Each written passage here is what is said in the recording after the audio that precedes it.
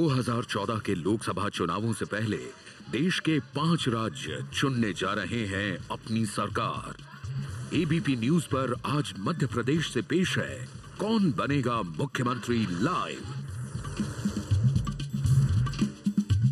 नमस्कार। कौन बनेगा मुख्यमंत्री आज जोरदार दस्तक दे रहा है होशंगाबाद में।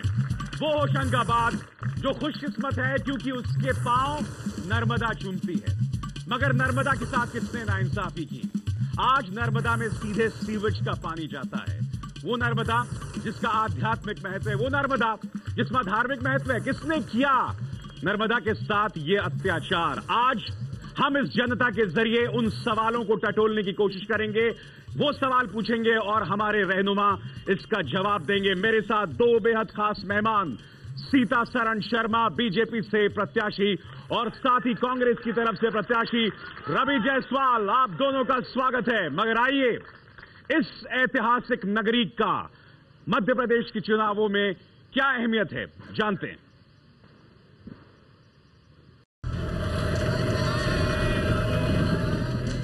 नर्मदा नदी के किनारे बसा होशंगाबाद शहर घाटों के लिए मशहूर है। सेठानी घाट यहाँ की खास पहचान है।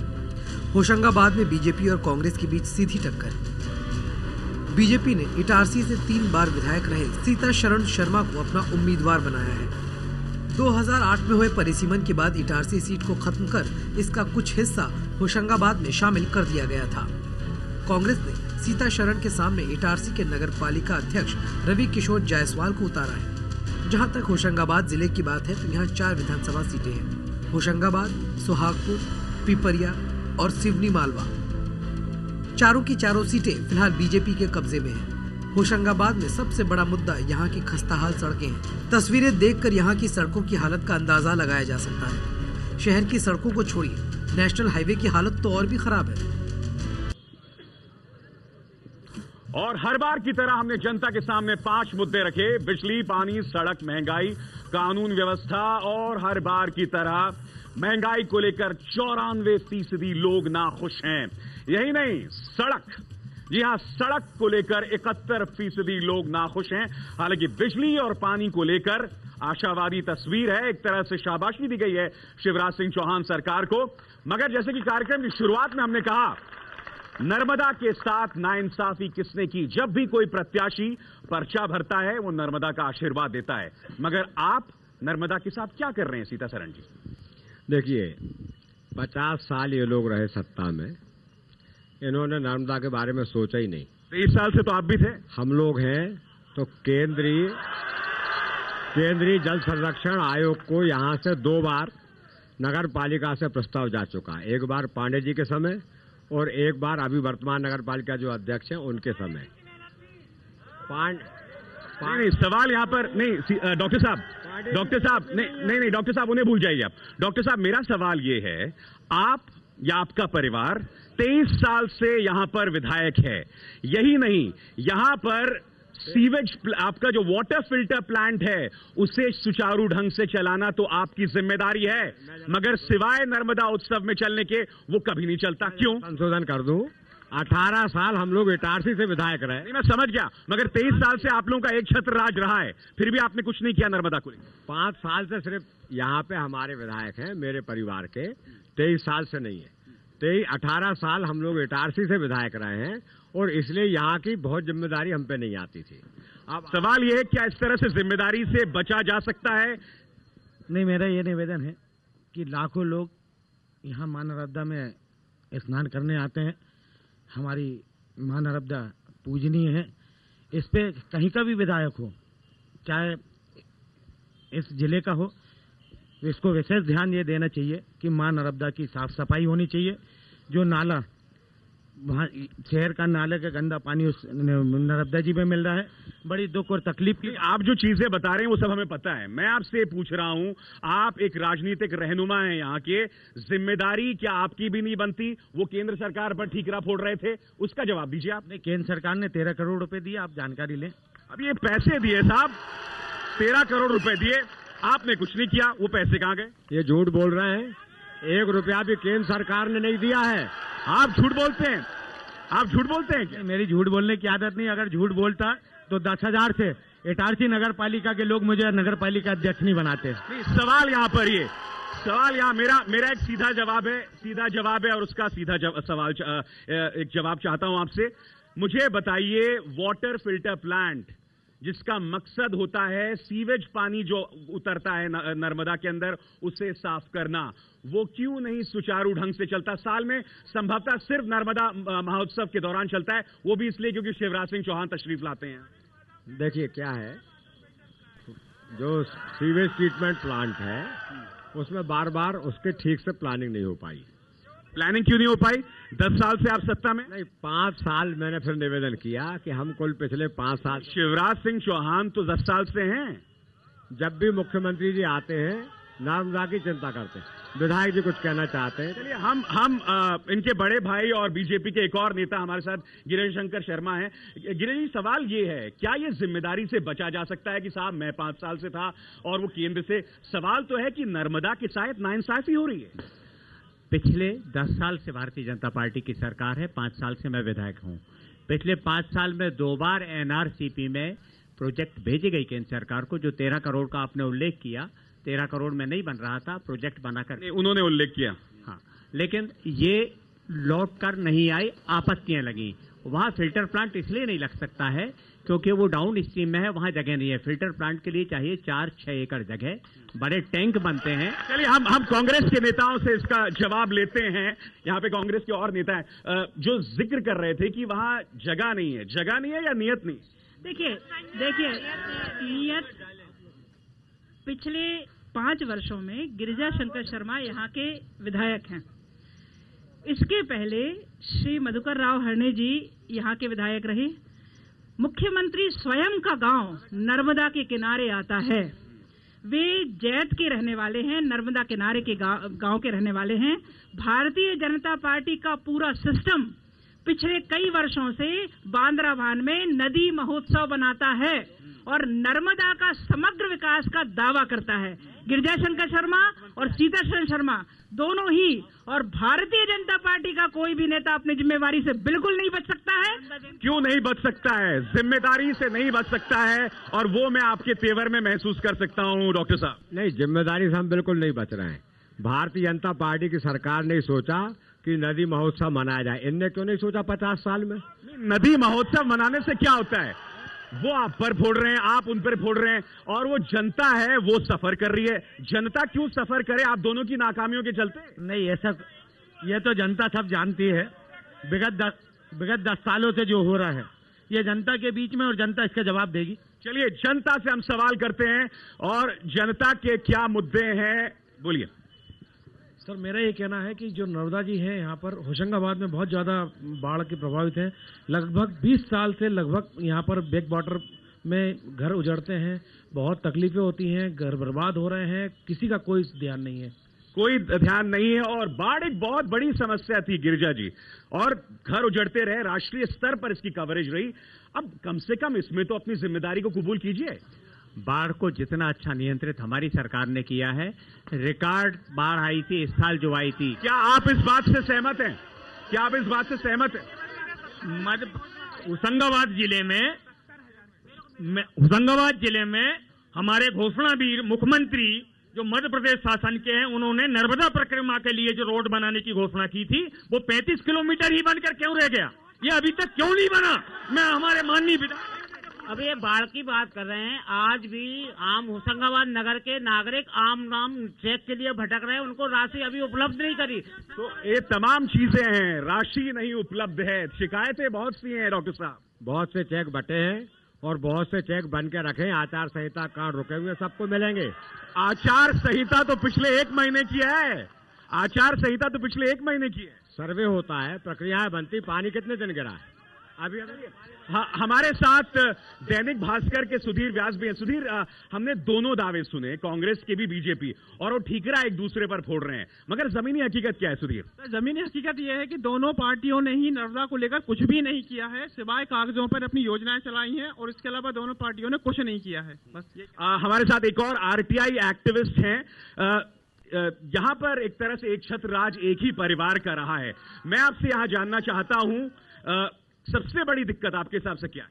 सबसे बड़ी दिक्कत जो सीवेज की आपने बताई है वही सबसे बड़ी दिक्कत है। पिछले 5 साल से यहाँ भाजपा के विधायक हैं, उसके पहले भी विधायक रहे हैं, आज तक उसके लिए क्या किया है? सिर्फ साल में 2 दिन, जिस दिन नर्मदा जयंती महोत्सव मनाया जाता है उसी दिन वो ट्रीटमेंट प्लांट नाला बंद रहता है, बाकी दिन चालू रहता है। उसके अलावा पूरा गंदा पानी शहर का मां नर्मदा मिलता है, जिसे हम मां कहते हैं, उसकी हम इज्जत नहीं कर रहे हैं, तो आप किसकी इज्जत करेंगे? सवाल ये गिरिजा जी, मुझे जवाब चाहिए। मैं आपकी बेबसी के चलते क्यों नुकसान झेलूं? अभी भी आप बेबस महसूस कर रहे हैं। 10 साल से आपकी सरकार है, मैं आपको 5 साल क्यों अवसर दूं? और बेबस नहीं है, हमको केंद्र सरकार योजना बुलवाती है और फाइल लौटाती नहीं है, इसमें हम कैसे बेबस हुए? हमने जब हमारे पास फाइलें आई हैं 1 महीने और 1.5 महीने के अंदर हमारी प्रोजेक्ट बनकर चली गई हैं। केंद्र सरकार क्या 20 करोड़ रुपट्टी नहीं दे सकती है? नहीं दे तो इनकार कर दे कि राज्य सरकार केंद्र सरकार नहीं दे सकती है। रवि जायसवाल साहब, सर मैं निवेदन करूंगा, केंद्र सरकार ने इटारसी जैसे शहर में 48 करोड़ रुपए शहर के लिए दिए हैं, होशंगाबाद के लिए 37 करोड़ रुपए दिए हैं।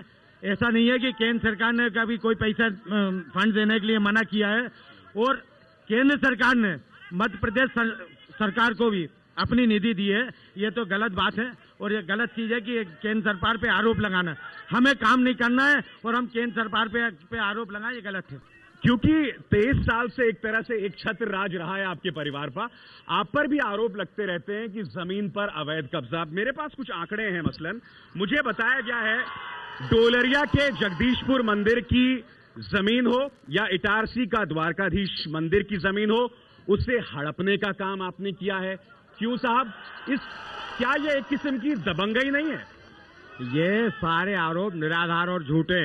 इनकी सरकार इतने साल यहाँ रही, ये जांच करा लेते और अभी करा ले सीबीआई से। कांग्रेस का तोता है वो तो। नहीं मुझे बताइए। नहीं एक मिनट डॉक्टर साहब, अगर ये आरोप हैं तो किदवई साहब जो एक कलेक्टर थे, आपने किस नाम से जमीन ली थी?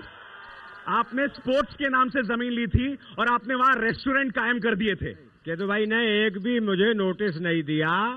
केदुभाई का एक नोटिस भी यदि मेरे पास हो तो मैं आज कैंडिडेट से विड्रॉ हो जाता हूं।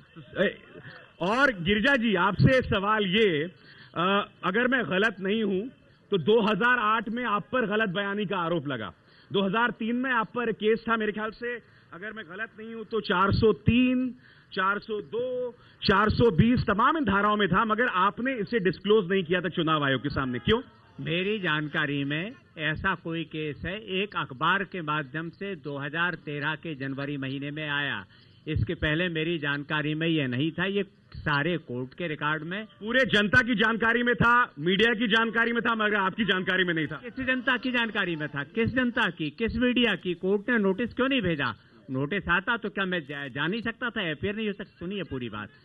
आपने जो बात कही किदवई वाली, किदवई ने भी यहाँ के कुछ लालची नेताओं के दबाव में वो आरोप लगाया कि ये स्पोर्ट्स की जमीन पर कैंटीन चलाते हैं। शुक्रवार को फैसला किया, पुलिस से कब्जा कराया, हाई कोर्ट ने स्टे दे दिया। कौन सही था? किदवई सही था या हाई कोर्ट सही था? चलिए और भी लोगों से हम सवाल लेते हैं। मैं ये कहना चाहता हूँ कि मुख्यमंत्री तीसरी बार सरकार बनाने का सपना देख रहे हैं। अगर उन्हें इतना विश्वास नहीं होता तो 2 जगह चुनाव क्यों लड़ रहे हैं वो? ये हमने सवाल बार बार पूछा है। चलिए और भी लोगों के पास चलते हैं। ये नर्मदा जी की बात कर रहे हैं। मैं नर्मदा के किनारे, सबसे किनारे पर रहता हूँ। तो इटारसी में नर्मदा बाढ़ नहीं आई थी, होशंगाबाद में आई थी। चेक किसको क्या मिले हैं ये मैं बताता हूँ। एक घर में चेक मिले। हमारे यहाँ राशन नहीं था, हमें राशन पहुँचाया गया। और दूसरी बात, नर्मदा शिवराज सिंह चौहान सरकार को आप क्रेडिट देना चाहते हैं? सर मैं ये कहना चाह रहा हूँ कि इटारसी से लेके होशंगाबाद के बीच में 10 मिनट का रास्ता है। सड़क की यह स्थिति है कि आम आदमी 2 व्हीलर से जाता है और बेचारा गड्ढों में गिरता है। इतनी हालत है कि आप 20 किलोमीटर रोड नहीं बना सकते, जबकि नर्मदा और इटारसी के लिए कई श्रद्धालु लोग आते हैं। सवाल यहाँ पर ये, रवि जायसवाल साहब, बार बार जब सड़कों की बात आती है, हमने यहाँ देखा स्टेट हाईवे तो बहुत दुरुस्त हैं, मगर नेशनल हाईवे 69 जो जिम्मेदारी आपकी है उसको लेकर गड्ढे ही गड्ढे। तो मैं क्यों ना मानूं कि यूपीए सरकार जो है प्रतिशोधात्मक कार्रवाई कर रही है शिवराज सिंह चौहान के खिलाफ? नहीं, मैं आपको एक चीज बताना चाहता हूं। जो आरोप ये नेशनल हाईवे का लग रहा है, ये वापस मध्य प्रदेश गवर्नमेंट ने वापस ले लिया है और दिलीप बिल्डकॉन इसको बना रहा है। सुनिए, दूसरा 4 लेन इन्हें भूल जाइए, आपको तैयार रहना चाहिए आरोपों के चलते अपनी बात को कहने के लिए। बोलिए, डरिए नहीं। क्या है, 4 लेन रोड जो बन रहा है, आप देख लेंगे नागपुर से यहाँ तक आ गया और अब यहाँ पे भी बनना चालू होने वाला है। क्योंकि जब ये भी विधायक हैं यहाँ के, इनको भी देखना चाहिए, इनको भी केंद्र सरकार को लिखना चाहिए। या मगर अच्छा, चलिए मेरा सवाल आपसे ये, चलिए विकास को लेकर आप उन पर ठीकरा फोड़ रहे हैं, वो आप पर। आप जरा घर की बात करें। हाँ, मानक अग्रवाल साहब उपाध्यक्ष, प्रदेश उपाध्यक्ष सुरेश पचौरी साहब पर इतना गंभीर आरोप, क्या हो रहा है घर के अंदर? नहीं, कोई, मैं माननीय सुरेश पचौरी जी के बारे में बताना चाहता हूं आपको, केंद्रीय मंत्री रहे हैं, लेकिन आज तक उन पे कोई भी आरोप नहीं लगा।